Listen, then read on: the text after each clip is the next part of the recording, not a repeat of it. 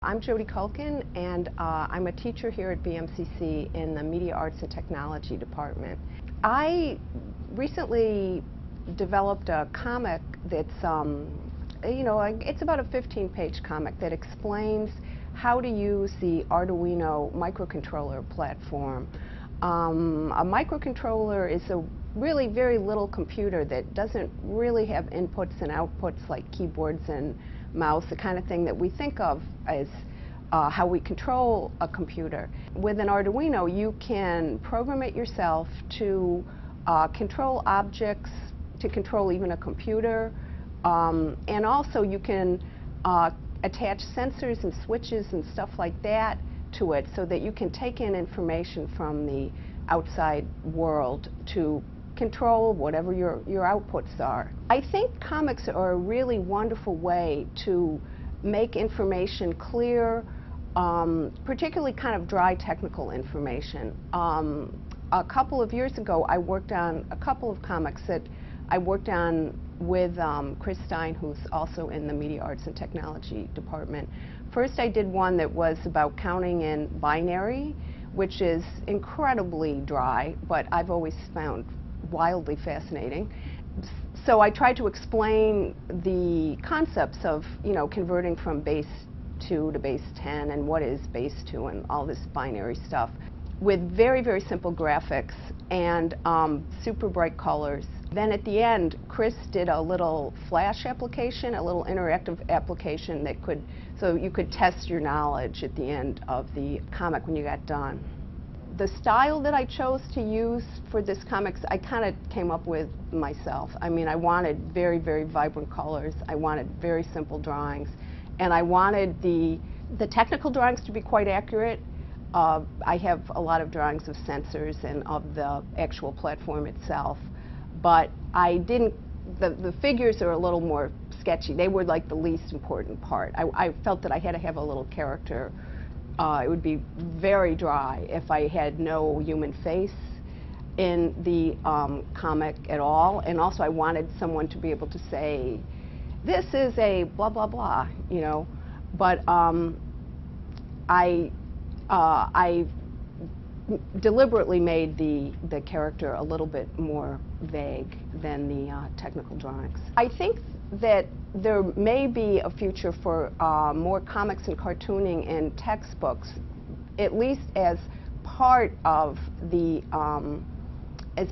as a partial explanation of difficult material. I think there's a lot of resistance to using comics in academic material, particularly at the college level, because I think people kind of look down still a little bit on comics. I think that's going to change. And I wouldn't even think you'd want a whole book that was all comics. I think you might just want to have textbooks that explain certain concepts. Comics,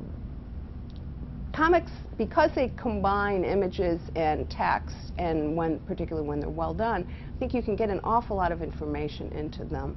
And I think particularly for some students who are more visual learners, I think comics can be a really, really useful resource for them to learn material. My background as an artist is in sculpture, but I've been working a lot in photography, sort of off and on throughout my whole career. And I've done kind of traditional photography. Also, I did a series of photographs they were taken with an electron microscope of jewelry. I wanted to take these pictures of objects that were man-made, but blow them up so much that they took on this very otherworldly kind of quality. They looked a little bit apocalyptic, like they were gigantic sculptures found at the end of the world or something like that. The reaction to this comic has been way more than I ever expected. I made this comic as a gift to the open source community. That's really how I thought of it, was I wanted to contribute to this vibrant Arduino community, as I said earlier.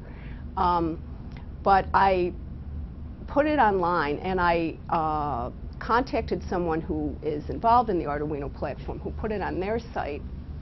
But then it kind of went viral. It was on Boing Boing, which is a sort of culture technology site that gets a lot of traffic.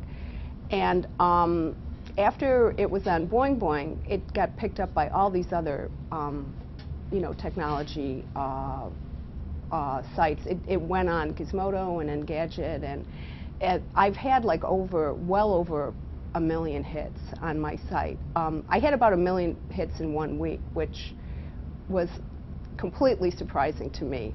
Also, another thing that I thought was really interesting about it was when I put it up, I said, well, this is draft 1, and if you notice anything, let me know, if there's any errors. I got like this great response of people saying, oh, thank you so much for doing this. This is so clear. And also, you have a typo on page 3. In this panel, you spelled written wrong or something like that. But it's sort of this great response where people are helping you edit your own work. And I thought that was really wonderful, very generous.